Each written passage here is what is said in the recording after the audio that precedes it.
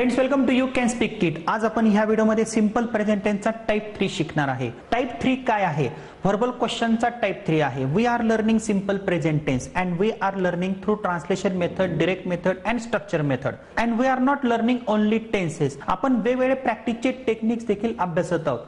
Practice makes man perfect. जर मला तुम्हाला टेन्सेस शिकवायचे असेल तर मी तुम्हाला 2 तासात सर्व टेन्सेस शिकवू शकतो. पण याने तुमचे डाउट्स क्लिअर होणार नाही, तुम्हाला इंग्रजी बोलता येणार नाही. प्रत्येक काळाला व्याख्या आहे, प्रत्येक प्रकाराला व्याख्या आहे. एका काळाचे 6 प्रकार पडतात, असे 12 काळांचे 72 उपप्रकार पडतात. पण काळांमध्येच एकूण 118 पेक्षाही जास्त कन्स्ट्रक्शन्स तयार होत असतात. हे आपण ह्या कोर्समध्ये शिकणार आहोत आणि आपल्याला या व्हिडिओमध्ये सिंपल प्रेझेंट टेन्सचा टाइप 3 शिकायचा आहे. टाइप 3 हा व्हर्बल क्वेश्चनचा आहे. आपण टाइप फर्स्ट बघितलेला आहे, टाइप सेकंड देखील बघितलेला आहे.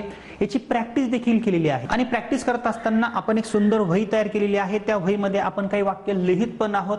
पण बोलण्याची प्रॅक्टिस जास्त करायची आहे, लिहिण्याची प्रॅक्टिस तुम्हाला कमी करायची आहे. मित्रांनो, जर तुम्ही आमचा हा व्हिडिओ आमच्या YouTube चॅनलवर जर बघत असाल तर प्लीज प्लीज प्लीज आमचा चॅनल तुम्ही सबस्क्राइब करा. डे वाईज आणि सिक्वेन्स वाईज व्हिडिओज बघण्यासाठी तुम्ही आमचं व्हीटी शिंदेस क्लासेस हे ॲप इन्स्टॉल करा. आमच्या ॲप मध्ये 60 to 90 डेजचा एक स्पोकन इंग्लिशचा कोर्स आहे. 4 पुस्तकांसह तो कोर्स उपलब्ध आहे. अतिशय कमी किमतीत आहे. A to Z ग्रामरचा देखील कोर्स आहे. 8वी पासून 12वी पर्यंत इतर विषयांचे देखील खूप सुंदर सुंदर कोर्सेस उपलब्ध आहेत. तर त्या ॲपची लिंक आम्ही ह्या व्हिडिओच्या खाली डिस्क्रिप्शन बॉक्स मध्ये दिलेली आहे. तर चला मित्रांनो, आपण सिंपल प्रेझेंट टेन्सचा टाइप 3 शिकूया. सिंपल प्रेझेंट टेन्सचा टाइप 3 काय आहे? हा व्हर्बल क्वेश्चनचा आहे. आपली मातृभाषा ही इंग्रजीची उत्तम मार्गदर्शिका आहे. सिंपल प्रेझेंट टेन्सच्या टाइप फर्स्ट मध्ये आपण असं शिकलेलो आहे. वर्तमान काळामध्ये आपली किंवा एखाद्याची सवय सांगण्यासाठी आपण सिंपल प्रेझेंट टेन्स वापरतो. दररोज घडणाऱ्या घटना सांगण्यासाठी, त्रिकालाबाधित सत्य सांगण्यासाठी आपण सिंपल प्रेझेंट टेन्स वापरतो आणि सिंपल प्रेझेंट टेन्सची रचना देखील आपण बघितलेली आहे. कर्त्यानंतर क्रियापद आहे. तृतीय पुरुषी एकवचनी कर्त्यानंतर क्रियापदाला यस यस प्रत्यय आहे आणि हे पर्सनल प्रोनाउन्स देखील आपण शिकलेलो आहे. प्ले हे क्रियापदाचं पहिलं रूप आहे. खालचं तृतीय पुरुष एकवचन आपण कन्सिडर केलेलं आहे आणि वरचं आपण अनेक वचन कन्सिडर केलेलं आहे. पण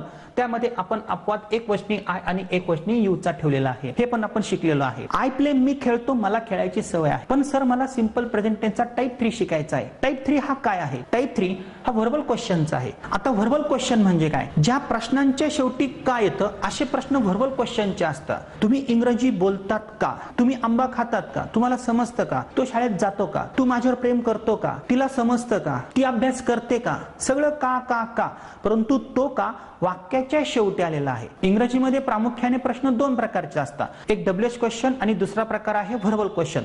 आता डब्ल्यूएच क्वेश्चन म्हणजे काय आणि व्हर्बल क्वेश्चन म्हणजे काय याची शॉर्ट इन्फॉर्मेशन आपण बघूया आणि त्याच्यानंतर आपण सिंपल प्रेझेंट टेन्सचा टाइप 3 शिकूया. बघा, या ठिकाणी डब्ल्यूएच क्वेश्चन सुरुवात प्रश्नार्थक शब्दाने होते. For example, where is Ram? Ram कुठे आहे? तर हा डब्ल्यूएच चा प्रश्न आहे, कारण सुरुवात डब्ल्यूएच ने झालेली आहे. What, when, why, where, how, how many, how far, how long असे प्रश्नार्थक शब्द येऊन त्यांच्या पुढे सहाय्यकारी क्रियापद येतं. त्याच्यानंतर करता असतो. तर ही रचना देखील तुम्हाला माहिती पाहिजे. व्हाय आर यू गोइंग? तू का जात आहेस? पण या ठिकाणी बघा, व्हेअर इज राम हा प्रश्नार्थक शब्द आहे आणि इज राम देअर हा कोणता प्रश्न आहे? हा व्हर्बल क्वेश्चन आहे. या ठिकाणी सहाय्यकारी क्रियापद वाक्याच्या सुरुवातीला आलेला आहे. सोपं आहे. मग इज राम देअर, राम तेथे आहे का? मला माहित नाही, राम तेथे आहे का, म्हणून मी प्रश्न विचारला. त्यानंतर आर यू गोइंग, तू जात आहेस का? या ठिकाणी बघा काय होतं, व्हाय आर यू गोइंग हा कोणता प्रश्न आहे? हा प्रश्नार्थक शब्दाने विचारलेला प्रश्न आहे आणि हा जो प्रश्न आहे आर यू गोइंग हा व्हर्बल क्वेश्चन आहे. या ठिकाणी आर काय आहे? प्रश्नार्थक शब्द नाही आहे, तर ते सहाय्यकारी क्रियापद आहे. या ठिकाणी बघा, व्हाय कांट यू स्पीक, तुम्ही का बोलू शकत नाही किंवा तू का बोलू शकत नाही. आणि मी जर असं बोललो कॅन यू स्पीक किंवा can't you speak, can you स्पीकचा अर्थ तू बोलू शकतो का आणि कांट यू स्पीकचा अर्थ तू बोलू शकत नाही का. मग यामध्ये सुद्धा प्रकार आहेत. होकारार्थी प्रश्न, नकारार्थी प्रश्न आणि यामध्ये देखील प्रकार आहे होकारार्थी प्रश्न आणि नकारार्थी प्रश्न. हे सर्व आपण स्टेप बाय स्टेप शिकणार आहे. पण यातून तुम्हाला काय कळालं? हा सर, आमच्या लक्षात एक गोष्ट आली, ज्या वाक्यांच्या सुरुवातीला सहाय्यकारी क्रियापद असतं आणि शेवटी प्रश्नचिन्ह असतं असे प्रश्न व्हर्बल क्वेश्चनचे असतात. पण अशा प्रश्नांच्या शेवटी का असा शब्द येतो. आता येथे एक महत्वाची गोष्ट लक्षात घ्या. मला जे तुम्हाला शिकवायचं आहे ते वेगळं आहे. या ठिकाणी मी जर समजा तुम्हाला असं एक वाक्य दिलं, आय एम क्लेवर, आणि याचा जर व्हर्बल क्वेश्चन जर मी तुम्हाला विचारला, तुम्ही कसा तयार करणार? मी सहाय्यकारी क्रियापद सुरुवातीला घेऊ शकतो, एम आय क्लेवर, असा प्रश्न मी बनवू शकतो. एम आय क्लेवर, मी हुशार आहे, मी हुशार आहे का? जसं ही इज क्लेवर, त्याचा verbal question is he clever. उघडपणे वाक्यामध्ये सहाय्यकारी क्रियापद दिसतंय. पण जर समजा मी असं बोललो ही प्लेज क्रिकेट, या वाक्यामध्ये तुम्ही व्हर्बल क्वेश्चन कसा तयार करणार? ही प्लेज क्रिकेट, पुढे क्रिकेट तुम्ही कन्सिडर करा, ही प्लेज क्रिकेट. आता या वाक्यामध्ये मला सहाय्यकारी क्रियापद दिसत नाही, मग आपण डू डज डीडचा रूल शिकलेला आहे. जेव्हा तुम्हाला वाक्यात सहाय्यकारी क्रियापद दिसत नाही, अशा वेळी तुम्ही मूळ क्रियापदाकडे जाता आणि मूळ क्रियापदाला विचारता तू कोण आहेस? तो म्हणेल मला येस येस प्रत्यय आहे. मग माझ्यातनं तुम्ही डज कन्सिडर करा. मग ही प्लेजचा व्हर्बल क्वेश्चन असा तयार होईल, डज ही प्ले, फक्त डज ही प्लेज नाही. मग तो क्रिकेट खेळतो का? Does he play cricket. मग तो क्रिकेट खेळतो का याचा अर्थ काय? त्याला क्रिकेट खेळायची सवय आहे का? तुम्ही अभ्यास करता का? म्हणजे तुम्हाला अभ्यास करायची सवय आहे का हे मला माहिती नाही म्हणून मी असा प्रश्न विचारतोय. तुम्हाला समजतं का? मला माहित नाही म्हणून मी तुम्हाला असा होकारार्थी प्रश्न विचारतोय. मग हाच प्रकार मी इंग्रजीमध्ये सिंपल प्रेझेंट टेन्सच्या माध्यमातून कसा तयार करू शकतो? या ठिकाणी आय प्लेच्या रचनेमधून मी व्हर्बल क्वेश्चन तयार करतो, जशी आपण नकारार्थी वाक्यरचना तयार केली होती. नकारार्थी वाक्यरचना आपण कशी तयार केली होती? या प्ले क्रियापदाकडे आपण गेलो होतो आणि त्यातनं आपण डू कन्सिडर केलं होतं. हे कशासाठी? कारण वाक्यात सहाय्यकारी क्रियापद दिसत नव्हतं म्हणून मी डू डज डीड कन्सिडर करू शकतो. प्ले क्रियापदाचं पहिलं रूप आहे हो आहे म्हणून मी डू कन्सिडर केलं आणि प्लेज क्रियापदाला येस येस प्रत्यय आहे म्हणून मी डज कन्सिडर केलं आणि त्याच्यानंतर मी नॉट ठेवलं. मग आय डोंट प्ले तयार केलं. हे झालं नकारार्थी प्रकार तयार करताना. इकडे मी खेळतो, इकडे मी खेळत नाही. पण मला काचा प्रश्न तयार करायचा आहे? सोपा आहे. मग ह्या प्लेकडे मी जाणार, त्या प्लेला मी विचारणार मला सहाय्यकारी क्रियापदाने विचारलेला प्रश्न तयार करायचा आहे. या वाक्यामध्ये एम, इज, आर, वॉज, वर, हॅव, हॅज, हॅड, कॅन, कुड, विल, वुड असे काही सहाय्यकारी क्रियापद उघडपणे दिसत नाही. मग मी काय करणार? प्ले मधून डू कन्सिडर करणार आणि ते डू मी वाक्याच्या सुरुवातीला ठेवणार. मग रचना अशी तयार झाली, do I, do we, do you, do they. या ठिकाणी टी कॅपिटल नाही आहे हे लक्षात घ्या. मग do I, do we, do you, do they. पण डू ही का डज ही? मग या ठिकाणी बघा ही प्लेज आपण असं बोलतो. मग ही प्लेज मध्ये सहाय्यकारी क्रियापद कोणतं आहे? दिसत नाही. पुन्हा प्लेज कडे जा, त्यामधनं डज कन्सिडर करा आणि ते वाक्याच्या सुरुवातीला आणून ठेवा. मग does he, does she, does it, does Ram, does Shyam अशी वाक्यरचना तयार झाली. मग तृतीय पुरुष एकवचनी कर्त्याच्या अगोदर डज आणि अनेक वचनी कर्त्याच्या अगोदर डू. पण एक वचनी आय आणि एक वचनी यूचा काय आहे? अपवाद आहे. मग डू आय प्ले पुढे प्रश्नचिन्ह. मी खेळतो का? वर्तमान काळामध्ये मला खेळायची सवय आहे का? या ठिकाणी सवय आहे, या ठिकाणी सवय नकारार्थी आहे आणि या ठिकाणी सवय आहे का? असे प्रश्न कधी तयार होऊ शकता का? होऊ शकता. डू आय टीच फास्ट, मी फास्ट शिकवतो का? डू वी प्ले, आपण खेळतो का? Do we live in India, दोघं वेडे गप्पा मारताय आणि एका वेड्याने प्रश्न विचारला दुसऱ्याला, do we live in India, आपण इंडियात राहतो का रे? मग समोरचा काय उत्तर देणार आहे? उत्तर आपण नंतर बघणार आहोत. पण प्रथम प्रश्न कसे बनतात हे बघूया. डू यू प्ले, तू खेळतो का? तुला खेळायची सवय आहे का? बघा, तू खेळतो का? ती खेळते, ती खेळते का? तो अभ्यास करतो का? काचे प्रश्न. पण खरंच माहित नाही या ठिकाणी सवय आहे का? दररोज ती घटना घडते का? त्रिकाला बाधित सत्य आहे का? व्यवसाय आहे का? सिंपल प्रेझेंट टेन्सच्या डेफिनेशन मध्ये आपण बघितलेलं आहे आणि या प्रत्येक प्रकाराच्या डेफिनेशन्स मी यू कॅन स्पीकच्या पुस्तकामध्ये सेट फर्स्टच्या पुस्तकात दिलेल्या आहेत आणि structure me the structure of spoken English project books मध्ये दिलेले आहे. स्टँडर्ड स्ट्रक्चर देखील दिलेले आहे. नेक्स्ट पार्ट बघा, डज ही प्ले का डज ही प्लेज? या ठिकाणी एच कॅपिटल नाही आहे हे कन्सिडर करा. डज ही प्लेज येणार नाही कारण या ठिकाणी डज आहे आणि वाक्यामध्ये डू डज डीड आल्यानंतर पुढे क्रियापदाचं पहिलंच रूप येतं. ही गोष्ट लक्षात घ्या आणि आपण हे डू डज डीडच्या रूल मध्ये बघितलेलं आहे. पण डज ही प्ले, तो खेळतो का? हे डज शी प्ले, ती खेळते का?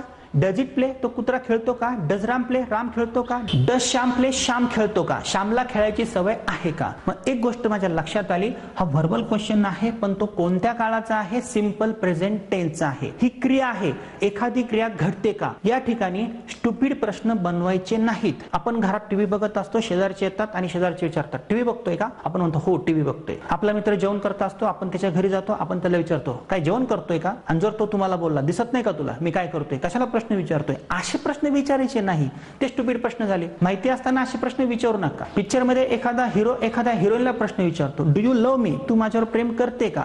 असं केव्हा विचारतो? त्या हिरोला खरंच माहित नसतं प्रेम करते किंवा नाही म्हणून तो प्रश्न विचारतो. असं तर होत नाही ना. लग्न झाले, लग्न होऊन 10, 15, 20 वर्ष झाले, त्यांना 10, 15 मुलं झालेत आणि हिरोने जर हिरोईनला विचारलं तू माझ्यावर प्रेम करते का? असे प्रश्न तयार होऊ शकतात का? नाही. तर असे प्रश्न केव्हा तयार होतात? खरंच तुमच्या सवयी माहिती नाही. हे तुम्ही प्रॅक्टिस करतात का? मला माहित नाही, मी तुमच्या घरून बघणार नाही. तुम्हाला समजतं का? Do you understand? मला समजत नाही, मी बघू शकत नाही. डज ही गो, तो जातो का? हे डज ही स्टडी, तो अभ्यास करतो का? थर्ड पर्सनचा प्रश्न मी तुम्हाला विचारतोय. तुमचा मित्र आहे, does he study, does he help you, तो तुम्हाला मदत करतो का?